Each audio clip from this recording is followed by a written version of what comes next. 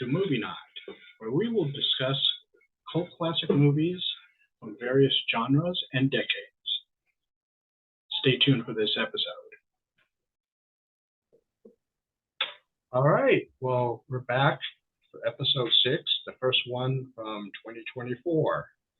And we're going to be talking about our favorite cult films from the 20s up to the 60s. You know, I figured that each decade wouldn't have enough for as you go further back, so I figured just clump in a whole big amount of them, and just give a little more variety. So, and oddly enough, I picked everything from the 60s. So, I'll let Gary start off, and we'll go to Bill, and then to me. Okay. So first off, I think 20s to the 60s, we could probably do this for a whole year because there are just so many great movies in that time frame. And you wound up all 60s. I wound up 50s and 60s just because those were the ones that spoke to me. And I'm going to go in chronological order, which I'm going to start with my favorite Universal monster, Creature from the Black Lagoon. And that movie is just, I don't know, there's just something, to me, it's sort of elevated above some of the other ones in that there's a believability somehow that the other ones don't have. It's a little less fantasy and a little more science fact.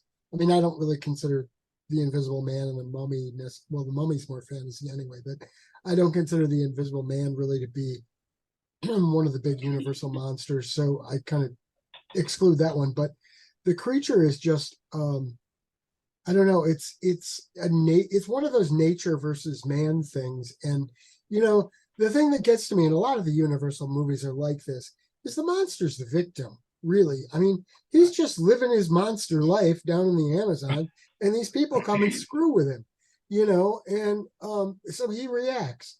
And I think, that like I say, that's the thing with a lot of the Universal monsters. The Wolfman was a victim. Frankenstein's monster was a victim. Dracula, on the other hand, I suppose he was at some point, but not so much later.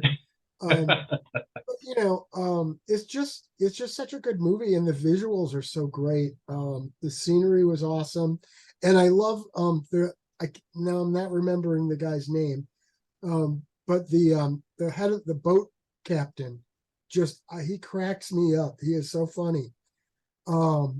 And it's just an all around good movie. So that's my first pick from 1954. That is a good one.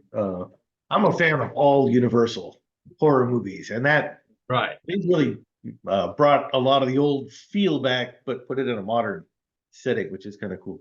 Also worth noting, it has some of the earliest underwater footage ever used on a film.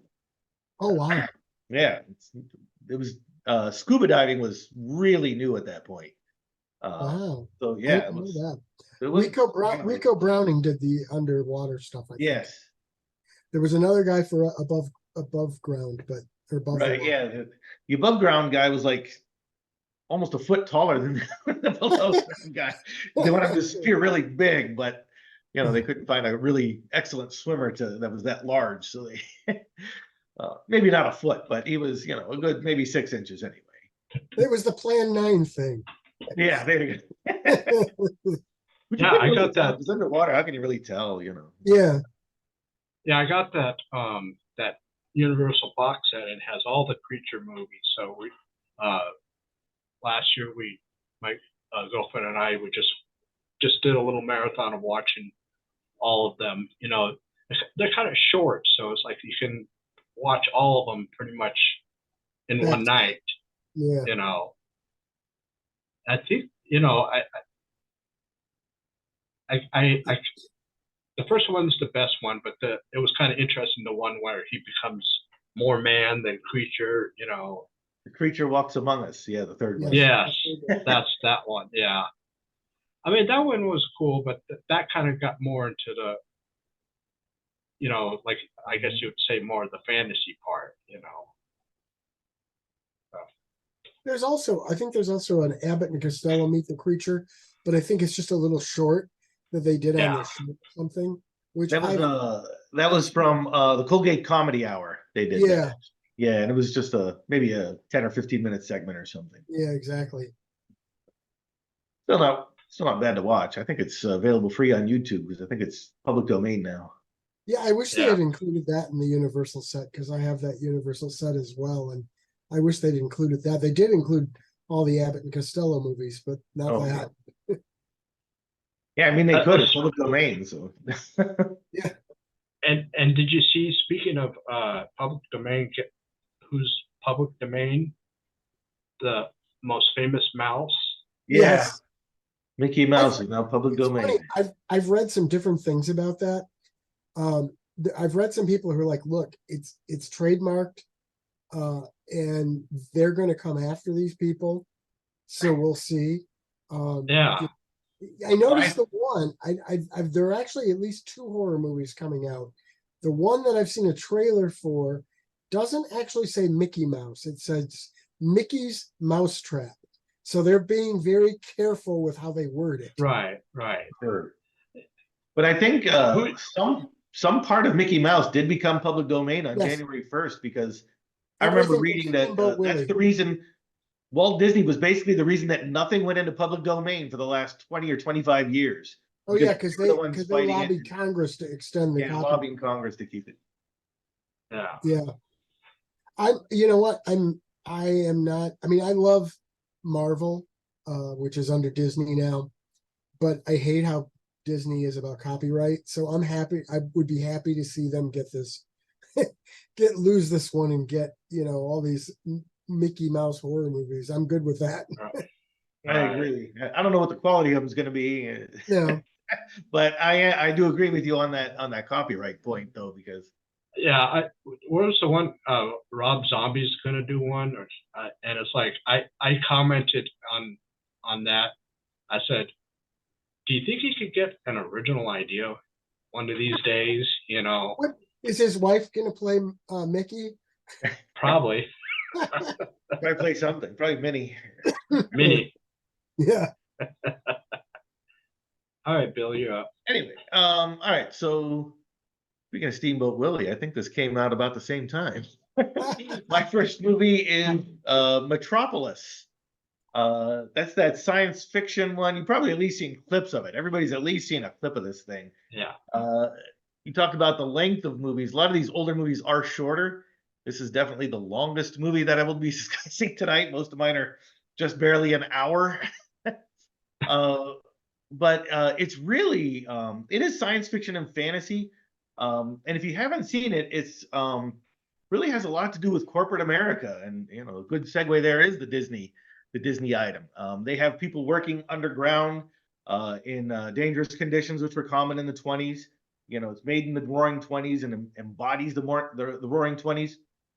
And the CEO of this corporation, his daughter, is trying to help the workers actually unionize and to get better working conditions and higher wages. So what her father does is he creates a robot replica of her, sends her down into the pit to talk with the workers, and tells them you must break the machine, the machine that they're working on, which is metaphoric and all, but also literally the machine that's down there that they're supposed to be working on. But what they don't know is if they break this machine, that it lets go of this dam and water comes down and floods and kills them all. So it's actually really a fascinating film.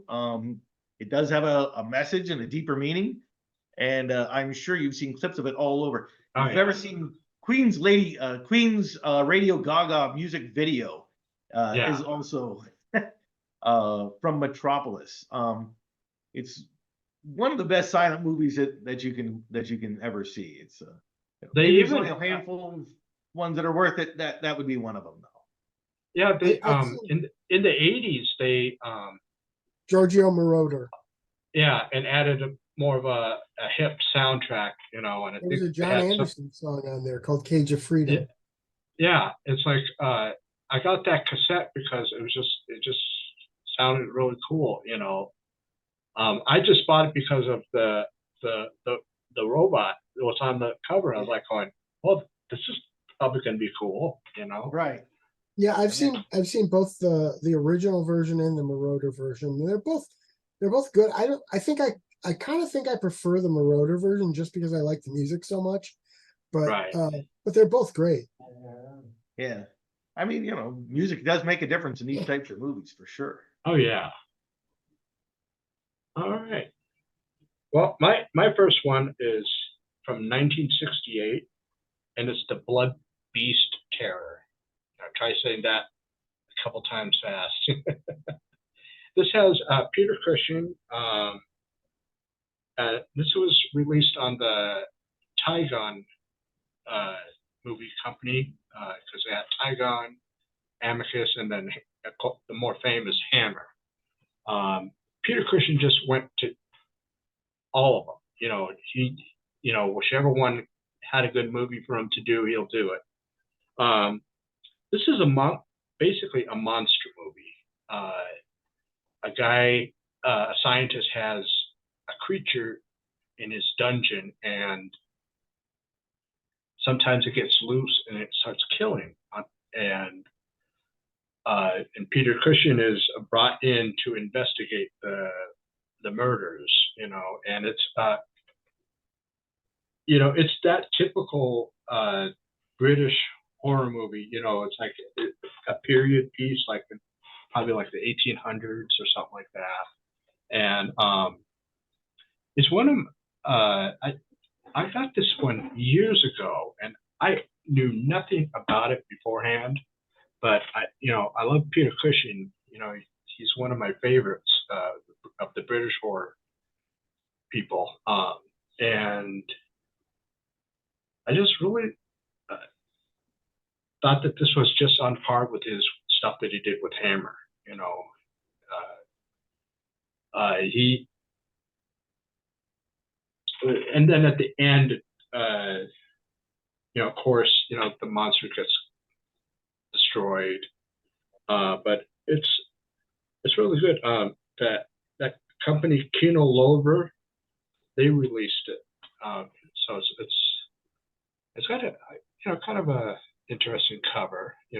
Also the Redemption. That seems to be a big company. I don't know if they're still doing movies, but releasing them onto Blu-ray. But that's one of my favorite lesser known Peter Cushing movies. And it's really worth it if you like Peter Cushing and you like British horror period pieces. I think it might be sacrilege, but I think I might like Peter Cushing better than Christopher Lee even. I don't know, there's something about him that Christopher Lee has more of a noble way of his acting, and Peter seems to have almost like an everyman type of an acting. And outside of the acting, Christopher Lee was a pretty amazing guy. He was with part of yeah. Six, and he sang a heavy metal album before. I know that was. And it's like, so he had a pretty interesting life, and from a point of view of who I would like to meet and chat with, probably Christopher Lee more than Peter Cushing, but I just tend to prefer Peter Cushing, I think. Peter Cushing's acting is definitely more emotional, for sure. Yes. Oh yeah, when he gets into it, I mean, it's almost like, you feel that coming off the screen. He's something happens and he's like going, no, it's like you actually feel bad for the character, but this one, if you like Peter Cushing, that's a good one to check out. Well, to give that one a try. I haven't seen that one. It's one of the two I haven't seen either. I think it might be on YouTube. I don't know, but it's always worth a check. And I always say, if you stream it first, and if you really like it, buy it. Because you never know when it gets taken off of the streaming platforms. Especially if it's already owned by somebody. And public domain. I'm not sure what company did Tygon here in the United States, because I know Hammer, a lot of their stuff was done by Warner Brothers. So I'm not sure. I think Tygon and Amicus were a little more independent type film companies than Hammer. So, a good one. That's my first choice. Okay, so that brings us back to me, and my second choice. I'm pretty sure I talked about a remake of this one when we did the 70s show. But I'm gonna go back to 1956 and the original Invasion of the Body Snatchers, which Oh yeah. that movie, it was such a slow burn film, and it might have been the first movie, at least to bring a science fiction take to it, where you don't know who you can trust because they've been replaced by duplicates. Yeah. It might very well be the very first one, and I love how it had. I was talking about the snowball approach. It's like it really does start slowly with the doctor seeing some patients and they're just reporting weird things, and he thinks it's just psychological, and it starts to snowball from there. And I don't know, I've seen probably 4 different versions of the movie, and all of them are good, which I think speaks to just how good the story is and how well it can translate to pretty much any generation. Um, it's an absolute classic, I think. Yeah, that was the kind of basically the Cold War type Yeah. messaging. The original is, yeah, for sure. I think it was the anti-communism thing in that. Yeah. Right. Yeah. They were like, oh, communists are all around you. Yeah, and you don't know which one is really the communist and which ones are Yeah. It was the regular Red people, I Scare there. guess, or whatever, quote unquote. Right. But that is a good one, actually. That's a real classic. Yeah. I have that one and the 70s one on Blu-ray. I like those. Same here. Those are the 2 I have. Although like I say, I think I've seen 4 different versions and I liked them all. Yeah. So I would be happy to own the other 2 as well. It'd be kind of interesting if someone, a company puts them all as a box set. Oh, that would be. You probably got a whole bunch of different copyright holders that you'd have to take. Yeah, that would be a That'd be a pain. mess. Takes a lot. Yeah, it takes a lot to get different companies to distribute. All right, you're up, Bill. All right, so my second one is The Most Dangerous Game, and I really love this movie. It's one of those movies where it's definitely horror, but you don't really have a monster or anything like that. It's a human monster. Yeah. It was originally a short story, and I've actually hunted down the short story and found that. It's about this ship that gets shipwrecked on an island, and there's this really rich guy that lives there in a big mansion, and he has this hobby of when ships get shipwrecked, and he has like, you don't know it at first, but he has like rocks placed in certain areas so ships constantly get shipwrecked on this island.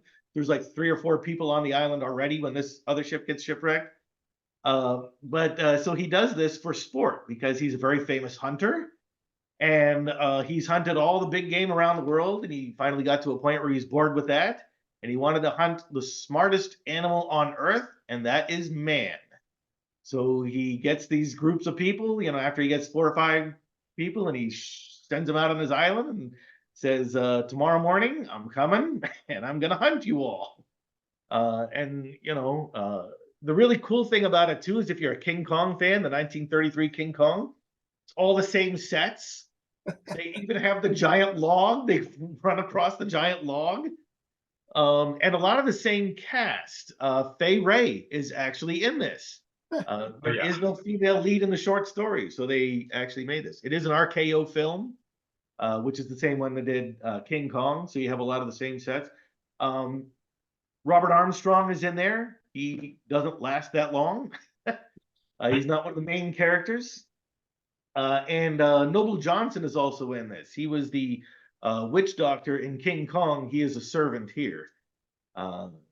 African-American actor who got a decent number of roles for the 1930s. Not a lot of them did, but he got a few. And it's really, I mean, you think of like the modern day Hunger Games. This was it. This was what started the whole thing. Yeah. Um, and And there of course, are it's also also like 4 or 5 different movie versions of this. yeah, and there's Yeah. also James Bond, Man with the Golden Gun. Man with the Golden Gun. I think every TV show from the 70s and 80s did an episode that was based on that short story, at least. Right.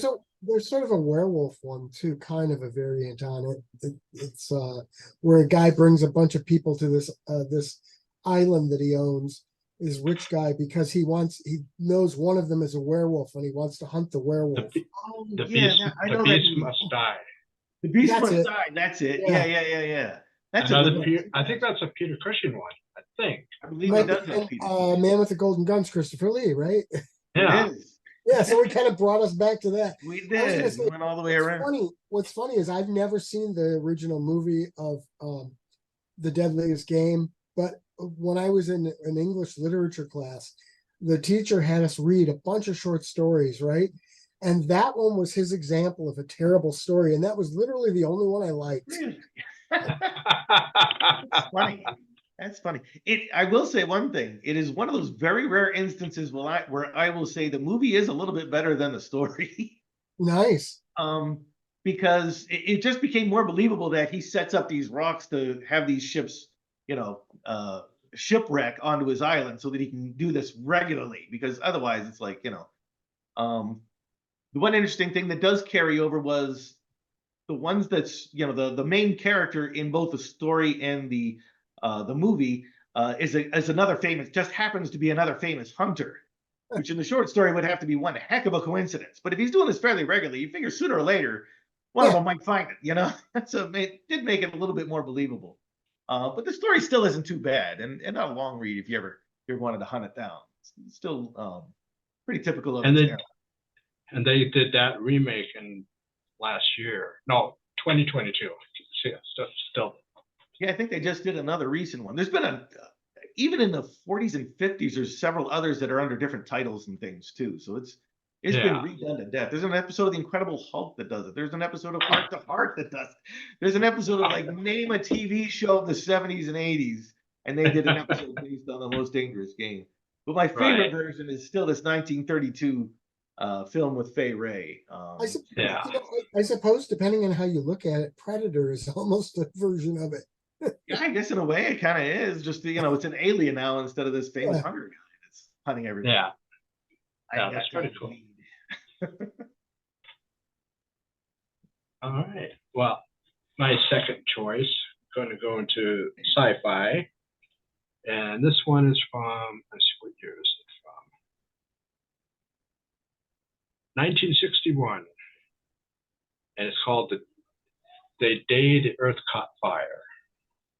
I've heard of that one. I've never seen it.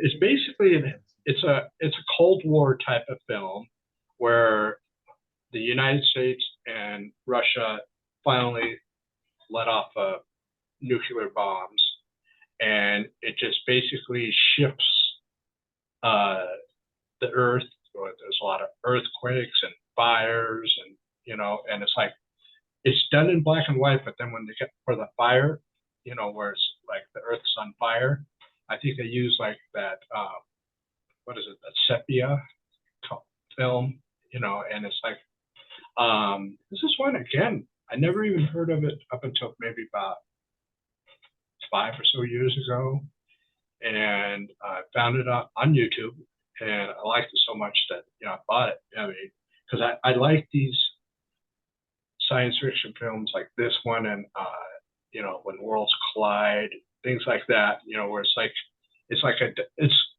a sci-fi and it's also a disaster film all in one, and it's set in England, as you can tell. The famous London Bridge. Yeah. And the oceans dry up, I guess, because when the Earth is breaking apart, the oceans are going inside the Earth, and it's just like nothing's happy about it. It's like it's basically if you're going to be a a human being on this, you're gonna be living underneath the ground or something, because I guess the ozone layer gets ripped to shreds, and so you get all those dangerous sun rays coming in. So yeah, so it's a real good one. It's a very dark story, for a science fiction film from the '60s. Very dark. I was going to say the Brits are sometimes really good at those dark, super dark ones. Yeah. I've never seen Threads, but I've heard that it's way That harder one. They than, say that one is on par with any horror movie, because the dread that you feel. I saw that one after, what was the one with Jason Robards? The Day After. The Day After, yeah. But I That saw was that. depressing enough. Yeah, and then this one took it. That one took it a notch further. It's like, but yeah, that's a good one. If you love sci-fi, that's a good one to check out. I've noticed with a lot of those British movies, their films are a little bit more literary, like it's almost a little bit more like a novel or something in a lot of cases. Unlike our American films, it seems like everybody, they die, and at the end of the movie they come back, somehow they survive. That doesn't necessarily always happen in the British movies, though. Right. That's kind of a pet peeve of mine. It's like, but in Doctor Who, they tend to do that a lot. At least under Stephen Moffat, they did that a lot. Yeah. It's like they would kill off, like I used to call Rory the Kenny of Doctor Who, because he was constantly getting killed and brought back. Right. But yeah, that's kind of a pet peeve of mine, and it's like I figure if you're going to kill off a character, from a fiction writing point of view, and you share that with me, Bill, it's like if you're going to kill off a character, the emotional impact of it only works if they stay dead. If you it's kind of a cheat. It's actually been a pet peeve of mine lately. It seems like Hollywood's just going crazy with it. Like every movie, one or two characters die, and then somehow in the end of the movie, oh, we survived somehow. We're still. Yeah. It's like, come on. With no explanation whatsoever. Just very little. Like, it's kind of almost like the actors come back for a curtain call. It's like, thank you. We're not dead. It's actually a pretty good analogy, the curtain call. All right. All right, so I guess I'm up again. I'm going to move ahead to 1958 and a movie with Steve McQueen, The Blob, which was sort of science fiction, sort of horror, sort of, I don't know, teenage adventure movie.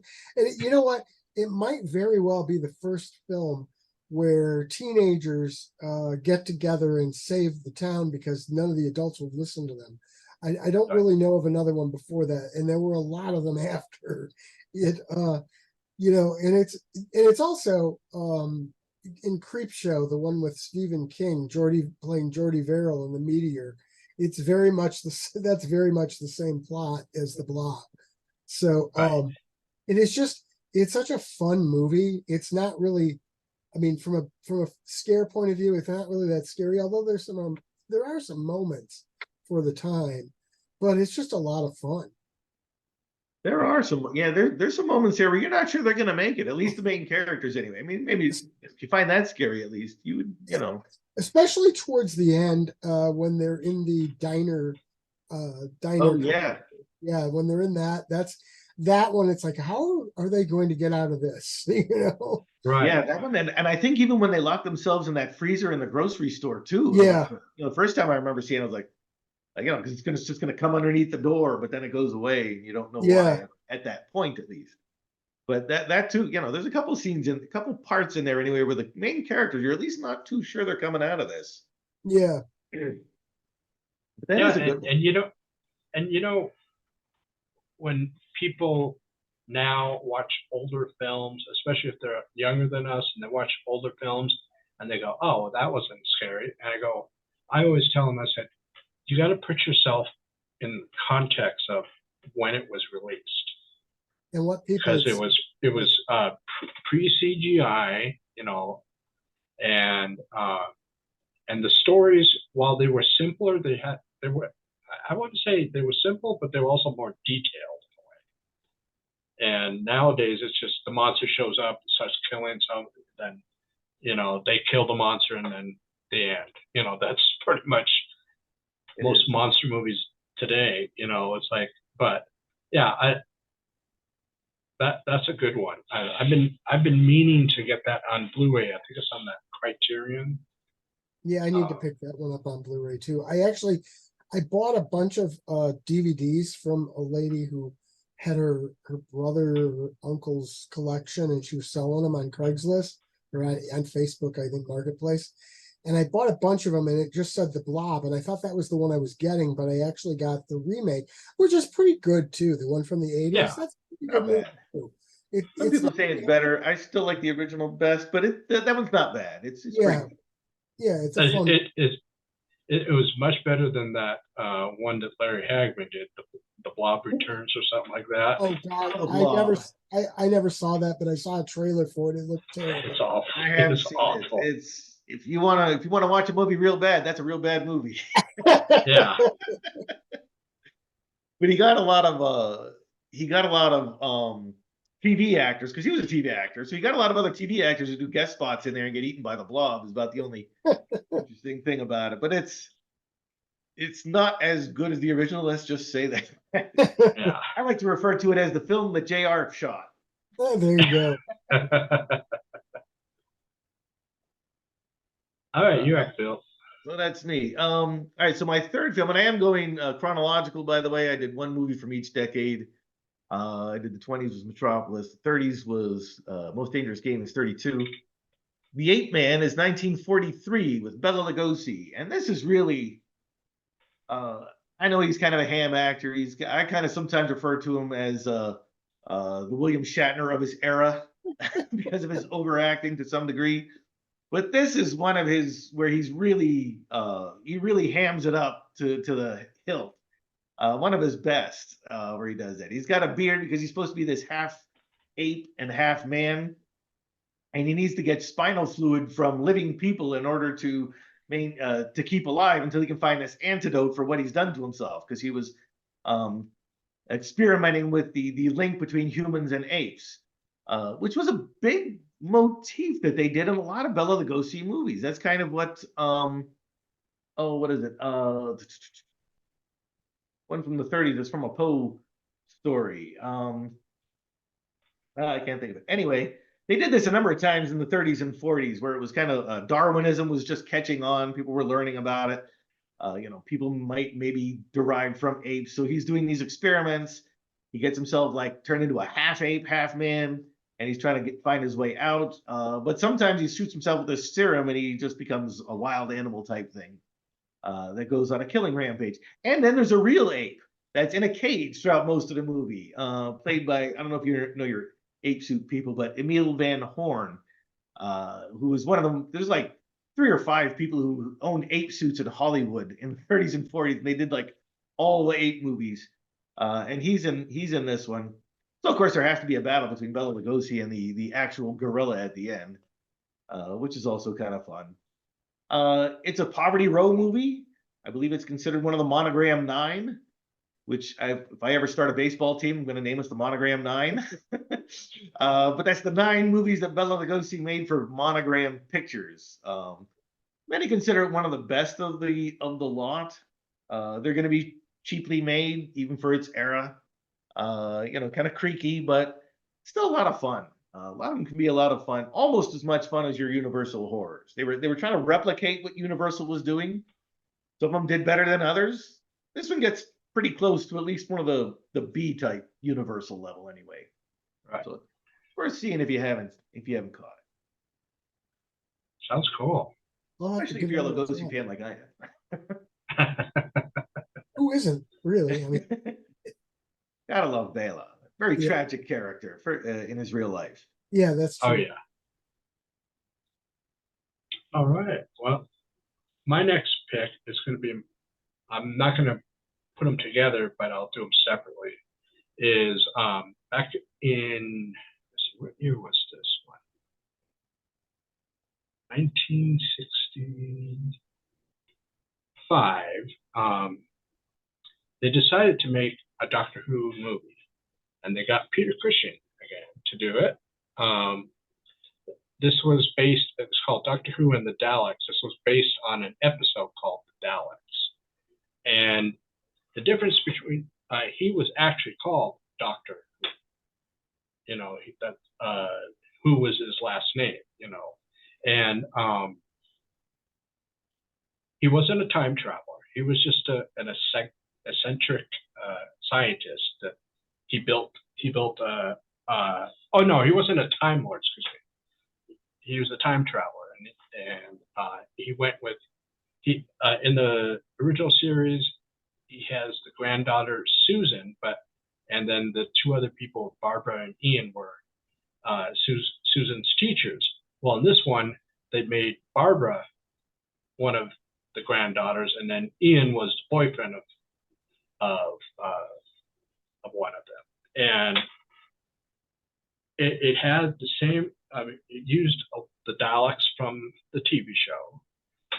It was trying to kind of bring it more notice to a broader audience, because, you know, at that time, the only people that really heard about Doctor Who were people in England. You know, it wasn't a worldwide thing like it is now. And the cool thing was this is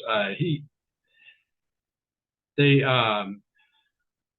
do go to the planet. I don't remember if they named the planet, but you know, it's basically Skaro, and it just has the adventures of them, just like and it has nothing to do with the TV series at all. I mean, it's like this is just something like a separate universe altogether, because it's not like I said, it's not a time lord. He's just a time traveler, you know, a kooky old scientist that made the TARDIS, and he just goes and travels places. And the one travel was they went to the planet where the Daleks were, and it was just like a nice little adventure in the vein of, you know, the original series. The only difference is this was done in color, where the original series was black and white. So it kind of, again, it brought it more out to a more broader audience. But not that many, honestly, it really falls under the cult status, because still not that many people know about it. I mean, just mostly diehard fans know about it. People that are new. What's that? I'm sort of a diehard fan myself, and I have obviously heard about both of the movies, but I've never seen them.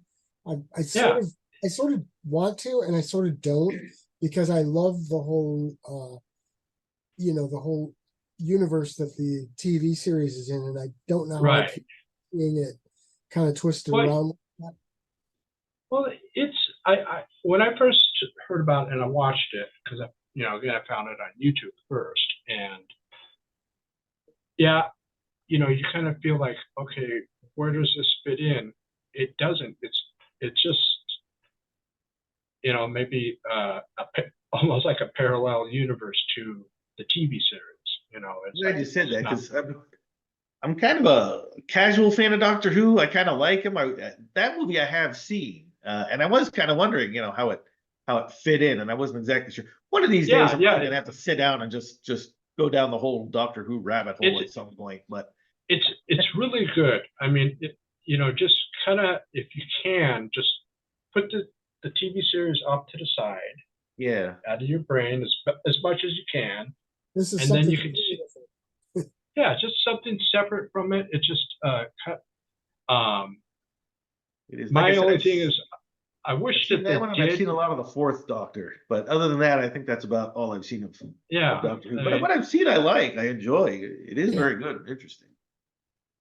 There's some people that consider him one of the Doctors, but Maybe he was a previous incarnation or something, but I don't. I just think that he's just completely separate from the television universe. I mean, and it was really cool. What was that company? That company Kino Lover. They put these out a few years ago, and I hadn't even opened it because I've already watched it a couple times on YouTube. But one of these days I want to watch how vibrant the Blu-ray is compared to what obviously on YouTube you're going to get the very dull kind of looks. But that's a really good one. Again, Peter Cushing. He's playing a feeble old man in this one, and he's not, in comparison to the TV series ones. I think he's closer, really, more to William Hartnell than any of the others. I mean, he's kind of has almost the same look, except he's got a mustache. He's got that little paper thin mustache that was pretty popular. Yeah. But yeah, that's my third.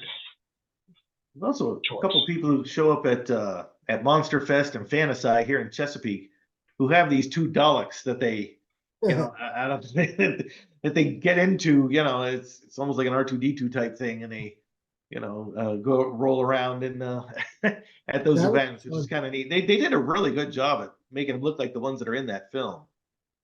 Well, I saw on Facebook years ago someone, I don't know which Dalek that they replicated, but they made it slightly bigger and they put in a lawnmower engine. Nice. And basically, so it can, so you could do that. And I was like going, well, I think what would be kind of cool is if they made it like a remote control, but you're doing it from inside of it. You got the viewfinder looking out, where you're going, and maybe have a little more of a panoramic view because you're going to be crashing into stuff. Because I think that was the big problem with the Daleks back, the old ones, was they had to film it again and again because the actors that were inside of it, they were crashing in, and they had wheels on it, so they're kind of like pushing with their feet underneath, but still, That's the one crashing it. The ones in Chesapeake, that's what they have. They have like grocery store shopping cart wheels, and they kind of just do their feet. But I have seen other people with like remote controls where they're not inside of it and do it outside. But those are smaller Daleks yet. But oh yeah, I had years ago when the series got revived, I bought from England a Dalek that was about 12 inches. Yeah, about 12 or 14 inches tall. It's a remote control. Got it it was $100 for the Dalek, then another $100 for shipping. So it was like, and I had it up here in storage, and I was like, I didn't have any place to put it. So I go, I don't really want to get rid of it, but I kind of need the money a little bit more. So I sold it for $150. That many years, let's say almost 20 years later, I sold it for almost. So I recouped most of the cost, but it was great. I mean, it was battery operated. And it's had all the things that it said. And if you had a cat, it was great to chase the cat with. Okay, that's mine. And Okay, I guess that moves to me, and I'm going to move on to 1960. And I know we've mentioned this movie before, not specifically talked about this exact movie, but I know, Bill, you've mentioned one in the series before. And I'm going with Alfred Hitchcock's Psycho, which is, I mean, certainly, I think the argument can be made. There might not be an argument against it, that it's the first slasher movie. And it's probably the first psychotic killer movie too. And you know, I've said this before when we've mentioned it, is it's like it's one of those movies that you really wish you could see for the first time again. You know, because once Yeah. you see the ending and once you know the ending, it's like, okay, you'll never see that movie the same way again. Because I know the first time I saw it, I did not see that ending coming. And fortunately, I'd never heard how it ended. You know, I just heard, oh, this is a great movie, you know. And it's just the tension about it, and the mystery about it. It's just such a good movie. That thing is a masterpiece. And actually, I do remember the first time I saw it. Like you, I didn't know the end. We had just gotten a VCR and I rented it. Yeah. You know, because I just started renting some movies.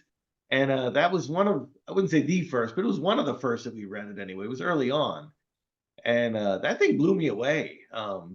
Yeah, I did. That's right. In a recent one, I talked about one of the sequels, Yeah, which like the are better fourth than they one. should be, better than they given credit. But nothing beats that original. I mean, that thing's a Yeah. masterpiece. Oh yeah. Have you ever seen the trailer? There's a 5-minute trailer. It's almost like a short subject with Alfred Hitchcock there in front of the hotel, and Oh, he's just talking about everything. What's that? I think I have seen that. Yeah. Yeah. It's that trailer. That's one of my favorite trailers too. He says, he opens up the toilet. And he says something very important happened down there. He doesn't say anything about anything, but he just hints at everything. So if you see the movie and then watch that trailer, you're like, you know. And he goes into the house, and you know, then they go up some areas, and I don't know. It's just a creepy trailer. The trailer is almost as good as the movie, the 5-minute version, anyway. Yeah, Hitchcock That'd was be that, with those that'd be trailers. kind of cool if someone can build, you know, if they build their own house to fashion it off the Psycho house. Yeah, that is a masterpiece. That's a great one. Oh yeah. All right. So I'm up. So I'm into the 1950s now, joining y'all. The Astounding She-Monster. So the 1950s was not only big on science fiction, right? We're talking about going into space. It was also big on film noirs, right? Humphrey Bogart had already done his most famous works, The Big Sleep and Maltese Falcon. So somebody got this bright idea. Let's combine a film noir with a science fiction movie. So it's an interesting plot that, in my opinion, actually works fairly well. It does get some unintended comedy that I'll talk about in a minute. But so you get these robbers who are running away from the cops, and of course, something happens to their car, breaks down. They wind up in the house of this forest ranger, basically.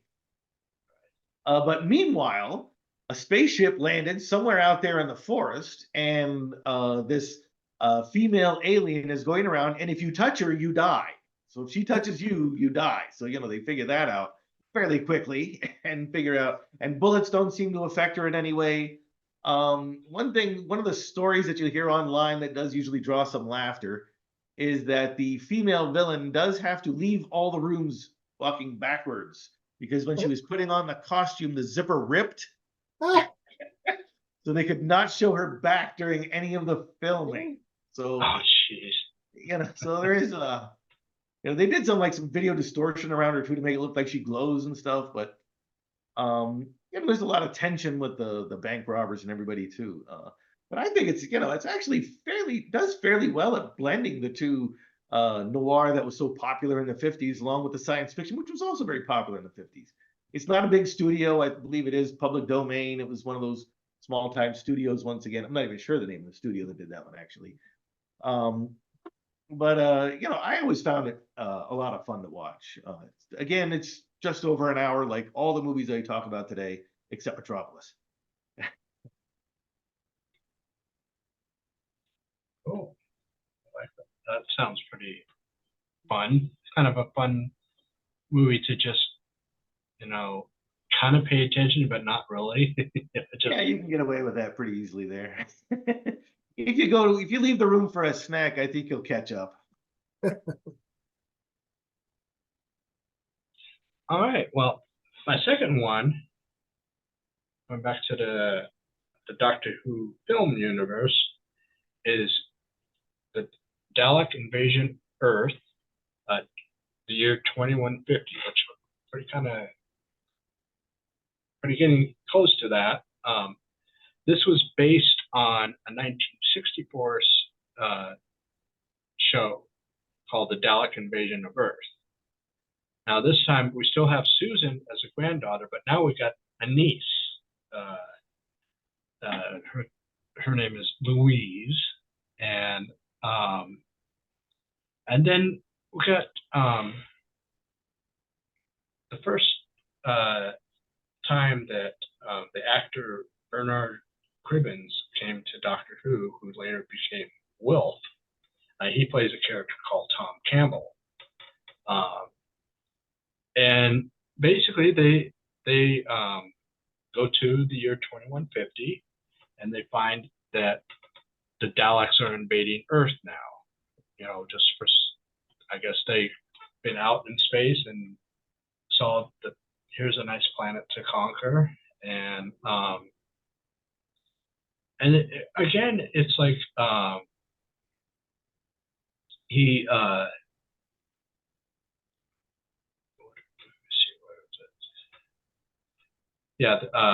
Doctor Who, Tim are captured and imprisoned on a Dalek ship, and I guess the others have to rescue them.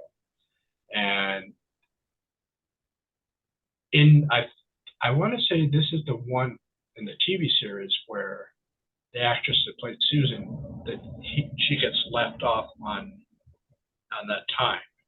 Yeah, I think you're right about that. Pretty sure. And I'm not sure if they did that with because this. she fell in love with one of the people from that time. That's right.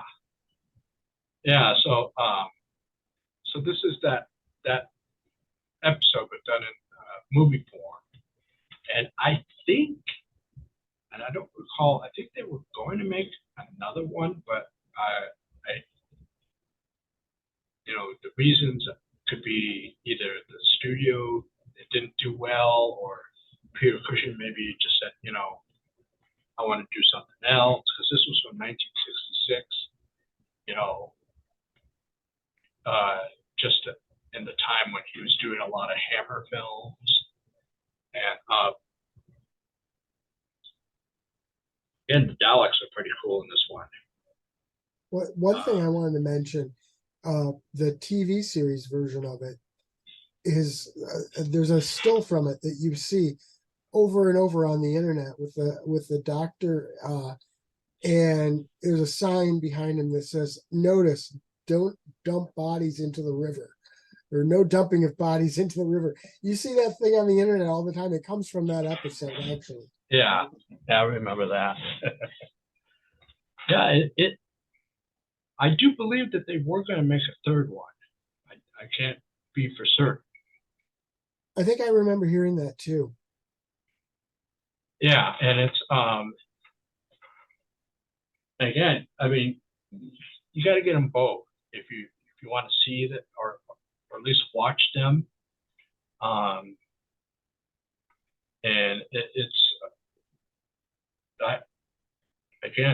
I saw them. I think I saw this one as well on YouTube, and I liked it so much that for a long time they were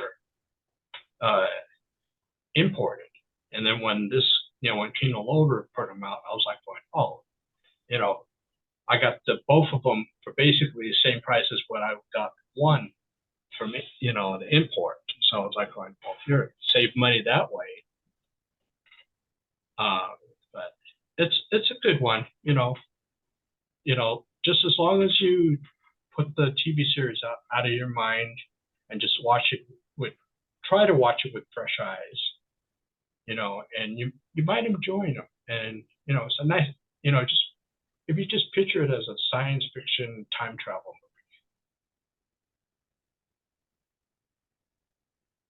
movie. So that's my fourth pick. Okay, that brings it back to me. And for my final one, I'm sticking with Hitchcock, but I'm moving on to 1963 and The Birds. The Birds is a great movie. It is no Psycho though. There some of the effects that they did, you can definitely tell the birds aren't actually there. And but it's a very, very still a very frightening movie. Has some silly parts, I think. But overall it's more frightening than it is anything else. And I don't know if they had a bigger budget. I think they did, because I think if I remember right, Hitchcock funded the Psycho, but he might have actually had funding for the Birds, because the Birds is in color, whereas Psycho was in black and white. Although I think the black and white suited Psycho. And I think you sort of needed the color for the I remember Birds. hearing there was some plans to put Psycho in color, but I forget exactly what happened and it fell through and wound up being in black and white. But yeah, Yeah. But again, it's not as good as Psycho, but it's very good. Especially, the whole sort of almost nature turning against man concept. And I love how they never really know what happened. And the funny thing is, if you read up on it, it was actually inspired by a real life event that happened in a town in England, I think it was. And that was what came up with the short story on which the movie and a lot of other things are based. There was actually a real event where the birds started attacking people, I think. I hadn't heard that. I have read the short story that I think it's more of a novelette, but by Daphne du Maurier writes the original. She's one of my favorite writers, actually. Oh, nice. I'm actually currently reading Jamaica Inn, which eventually became another Hitchcock movie. Oh, yeah. But the Birds did have funding. The birds look kind of funny in there. You said, you can tell they're not really there. They actually hand cut the film of the birds and splice them into those scenes. Like Oh, each bird is individually. How time consuming did that have to be? Extremely. I mean, that's tedious. I know that had to be a very tedious process, but that's what they had back then. There wasn't any CGI, and you couldn't really chroma key that kind of thing because you'd have to have them attacking people. Chroma key was like the other thing that they would try, but that wouldn't work in that situation. So they actually hand cut those little things. I know that would be. I couldn't even imagine. It's like King Kong where they're moving the little hand each and then taking a picture. I actually had a like old school video camera, like in probably the 90s, early 90s. And I would try to do some of that stop action stuff. Man, it's a lot harder than it looks. You really have to do just tiny little adjustments for it to actually look realistic at all. I've thought about trying to do something like that, but I never got around to it. But yeah, I know it's but that's what they did. Each frame, each bird was spliced and then oh my god, pasted into each frame from one frame to another. Oh, I couldn't even imagine trying to do that. But it's a good movie. That's a Tippi Hedren, big name actors. Rod Taylor was a big name. The Time Machine, that guy was in. A lot of other things. Oh yeah. Oh yeah, that's so that's my final one. Yeah, that's a good one too. Mine is not quite up to the quality of that one. It's might be a theme here. My last one is 1962, early 60s. I went with The Brain That Wouldn't Die. Despite being a Z-grade horror movie, it does have the iconic Jan in the Pan that we've come to know her. The character's name is Jan. The story is she gets into a car accident really early in the movie, and she's somehow beheaded in a way that doesn't really look possible when you see the car accident. But anyway, let's go with it. Her boyfriend or fiance or whatever carries her severed head into his laboratory, and he just happens that he was working on keeping things alive, some kind of Frankenstein type experiment type thing. And he keeps her brain alive in this pan with these tubes coming out of her and everything. And that became that iconic image. And off in the back in this laboratory that he has is this huge wooden door, and you just hear this growling coming out of that every once in a while. And she talks to that monster, and it growls back at her, and they're somehow communicating. while authorities are trying to figure out what this mad scientist is actually up to. But that's kind of your plot. Again, it runs a little over an hour, like the rest of the movies that I talked about today, except Metropolis. So that's one thing I like about old movies, though. You know, who has 3 hours all the time to sit down? Does every Right. movie have to be 3 hours Yeah. today? You watch a 30s movie, an hour and 10 minutes, you're gone, right? You know, you got things to do. You know, that's the funny thing is people are willing to sit through a 3 hour movie, but they can't listen to a 1 hour CD. Yeah. You Yeah, know, really. it's right? like maybe like you said, maybe let's just start making movies of an hour and 10 or hour and 15 minutes. I mean, But they then used to do people are double going to features and complain, have short oh, subjects. it's too short. Yeah, well, part of the problem I think with that today is that how much they're spending at the movies, right? You know, what is it, $10 to see a movie now? So they Yeah. want, you know, a couple hours, or but I say give them a double feature, a short subject, something like that. You know, Put a cartoon Oh, on before and call it a day. that's what I say. You know, throw a couple cartoons on there along with it, and we're good. But anyway, it's another one of those V grade movies, and that can be a lot of fun to watch if you don't try to take it too seriously. That's a fun movie. That one I've seen on Sven Gulli. Yeah. That's a fun one. Yeah, a lot of the movies I talked about today make their rounds, except for maybe The Most Dangerous Game, because that one is, I think that's the only movie I talked about today that is not public domain. I think the rest of these are all public domain, even Metropolis. Yeah. But yeah, they make their rounds onto your hosted horror movie shows. So if you have a favorite hosted horror movie show like a Sven Gulli, or there's a ton of them on YouTube nowadays, independent ones, and some of them are getting like licensed movies too, which may be a topic for another day. But a lot of these movies you can find with some of that. In fact, the Astounding She Monster I first saw on the Late Great Horror Show back in the early '80s in my local hosted horror movie show. Rain That Wouldn't Die has been on Dr. Mad Blood here in Virginia. I'm sure a lot of the other horror movie host shows. That could make them kind of fun too. Throw that in there, and then you're getting up to 2 hours because you got the wraparounds all in there, right? So, Well, if it's Sven Gulli, it's 2.5 hours with the commercials. well, there you go. Yeah, after well, if he was doing The Blame That Wouldn't Die, you could probably get that one done in 2 hours if you really wanted to. Yeah. Even with commercials and the wraparounds, because that thing I think is only like an hour and 10, like the others, somewhere around there. But that's my last movie. All right. My last movie, I believe it's also from 1966, is Fahrenheit 451. This movie, obviously it's about a future time where they burned the books, and the firemen were not ones that put out the fire, they created the fire. And what I like about this one, I didn't see it for many years, and then I bought it on Blu-ray and watched it with my girlfriend. And I see a lot of parallels to what's going on in today's society about the book banning. I don't think they got to that point where they're doing mass burnings of books, but they're banning them. And this is perfect example of what censorship can do to a society. You shouldn't be afraid of the books. The books are just stories. That's all they are.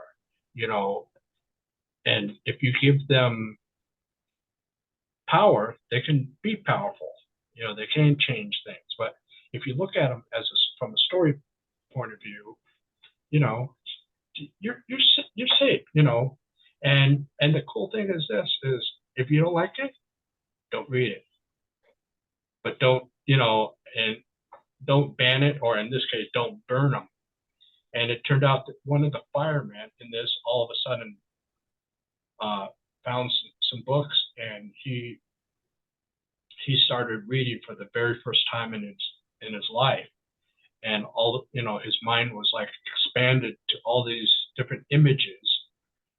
And I believe in the end, he didn't survive because again, going against what the society is up there. They did do a remake a few years back, which is pretty good. But if you really want to see the good, this is the one to really watch. It's very. I think it's even if you're not into science fiction, it's a good movie because it's more because it came from a famous book that I believe most people have read, from our generation, at least once.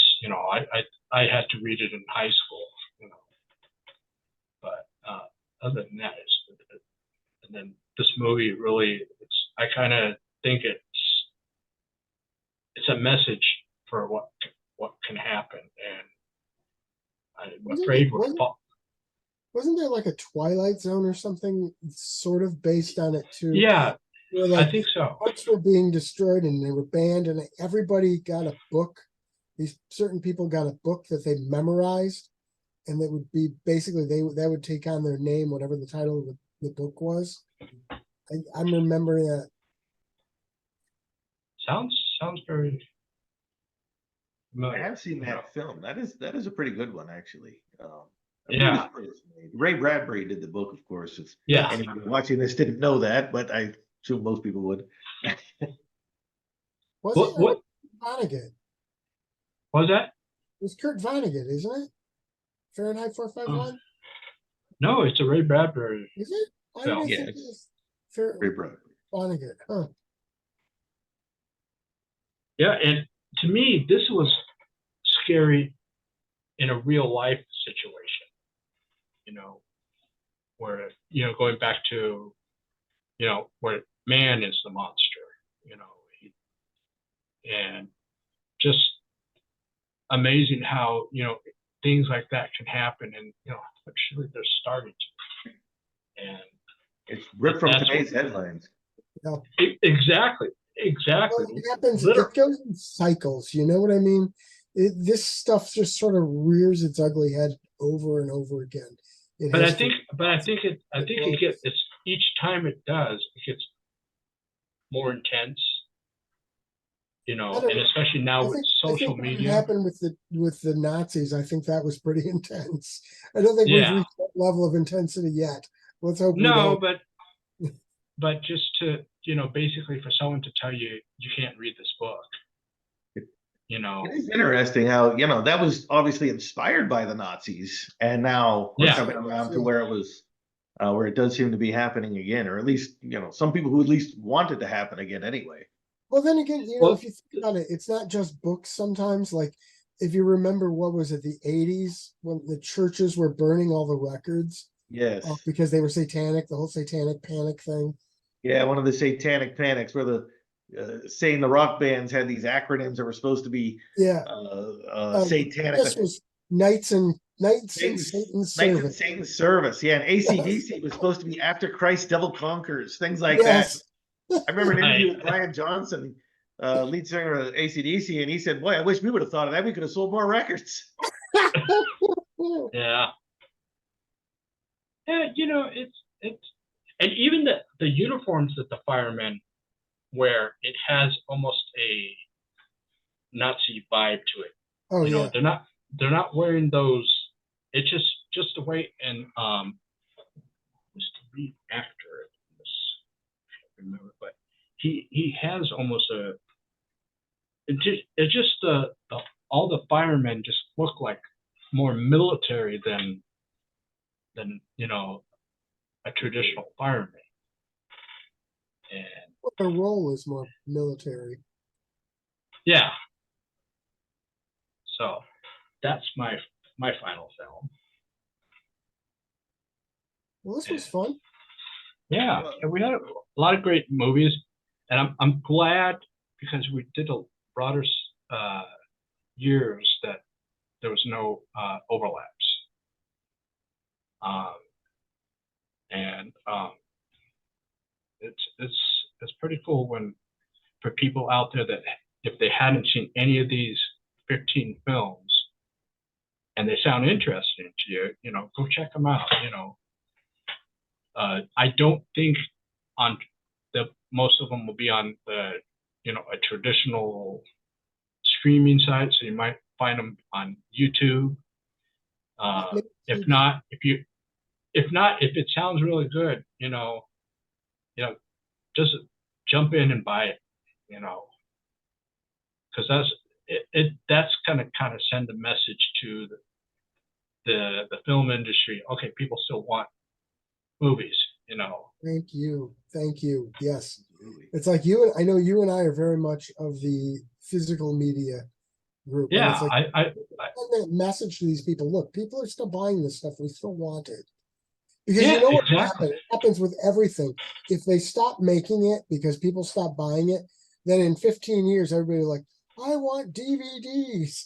And Yeah, they'll start making them and it'll be priced premium pricing, it's just the same as, I don't know if you ever been in a Walmart lately. When you pass by the very small music section, which is like one shelf, they have records there, and they're in the $30 range. Oh yeah.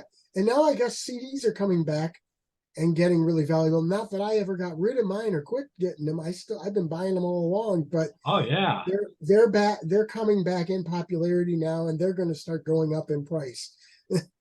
Yeah, that is the one scary thing about streaming is it's so easy to alter it and so easy to Yeah. get rid of it. It's Yes, exactly. That's that's one of the reasons, especially for movies, well, for music too, but especially for movies, it's like I want the physical copy, because if not, you're reliant on this streaming service to keep providing it for you. And if they decide right. they're not going to have it anymore, you can't watch it anymore. Guess what? I go to the cabinet, pull it out, and put it in. right. That Yeah. that's the thing. That what a lot of people don't get is on streaming things. It's they're all licensed, They are. so and it's between the film company and the streaming company. And if the film company wants to charge more, the streaming company could just basically say "F you," Yep. and it's gone. I would say And this streaming is more of a replacement to cable, not necessarily a replacement for, or at least it should be seen as a It replacement should for be. cable, not as a replacement of physical media, though. That's And the yeah, difference. what's really funny is everybody left cable because they were tired of all the commercials when they paid for stuff, and now all the streaming services are adding ads. They are adding ads, yes. oh, I But you know know. what? I actually go for the ad versions of these things, and I would still I have almost all of the major ones you can name, and I'm still paying about half of what I paid for cable. So it's still a huge savings. I Well, would have Oh to yeah, buy each one of those streaming services is about 1 month of cable. So I would have to buy 12 of them in order to be back to what I was paying for cable. So, you yeah, know, right. I was, literally Sven Gulli is the only reason we still have cable in this house, because we cannot get that channel without cable, really, because I because of can where get we that. live. I've got an antenna and tried it, couldn't get it. Okay, Could yeah, get because all I the have other Actually, cable locals, but not antenna. that one. actually, And so, actually, on there's a streaming thing called Friendly, which yeah, is I've heard spelled kind about of, that too. and it has now they've gone up to 30 channels, and it's for $7. Wow. It has the Me TV, and it has I forget what other ones it has, but Yeah, I have Me TV, and I mean I get those through my digital antenna though. And Yeah. that's how I would get Sven Gulli. I can so I'm good there, and that's how I watch my football on Sundays, and you know. yeah, it's amazing, just I think now it's just a matter of you getting a lot more choices of how to watch your movies. And for me, I look at it as convenient, even though you have the movie here, but you're in another room or you're traveling, so you have your tablet. You can watch your movie on streaming that way. Because I know a lot of people that go, oh, I don't need to buy movies because I can watch them on streaming sites. And I said, well, it's not a library. Just the same as like with Spotify. That's not your collection. No. That's just if you look at it all those things as convenience, then it's fine. It's just an addition to. Well, and the other thing with streaming movies, to me, from what I've seen when I have tried out streaming services, it might be fine if you're watching it on a phone or an iPad or something. But if you put it up on a big screen TV, the picture is not nearly as good as it is from a disc. You can definitely tell the difference. Yeah, and recently, the HBO Max, which is now Max, decided they're not going to have 4K on there. Oh, geez. So it's just basically regular HD, which, you know, to me is fine. I mean, if you're getting too defined, you know, the picture's getting too defined where all of a sudden you can see someone's booger up their nose, you know, things like that. You know, it's, you know, you don't need to, and you don't need to, like, every 2 years put out another version of the thing. Right. I mean, if you put out, let's say it got out of print and then you reprint it, that's another thing. You know, for people that, oh yeah, oh damn, I missed that the first time around. Oh, now it's back, you know. So That CEO of Max, he's out to kill streaming, basically. He's the guy who killed cable, really. He's the guy who made cable worthless. Like, everything's reality TV. That's where he made his money.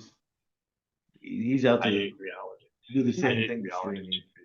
So, by the way, I was going to say, when you were talking about seeing it in too high def, I noticed I was watching Star Trek. I can't remember what episode last week, the original series, and I never, in the entire time I've seen those shows, I mean, I've seen them so many times, I had never noticed this before. Oh, I think it was might have been the episode. It was Balance of Terror, but there's a spot on Kirk's shirt where you can see where it's supposed to fasten in, and there's a little tiny gap between the two pieces. You can see it folds over and like fastens in with some kind of Velcro or something. And then the one woman, you could see that on her dress too, in the exact same spot. And I have never in my life seen that before on that show. You know, there's some the definition on film, you know, just I like the high definition because you can, when the picture's cleared out, you know, but I don't need, you know, like for me, I don't want to know the values up here, you know, what the definition of someone there, or, you know, that, you know, whatever. It's like 4K, I think, should be it, but I think they're coming out with 8 and 10. Oh, geez. Which is ridiculous. I mean, I guess if you have one of those, you know, by the time those come out, probably maybe 100-inch TVs. I mean, yeah, if you have a wall big enough for it. Yeah, it's like, geez. But it was fun, guys. Yeah. All right. Yeah, it was. You know, we got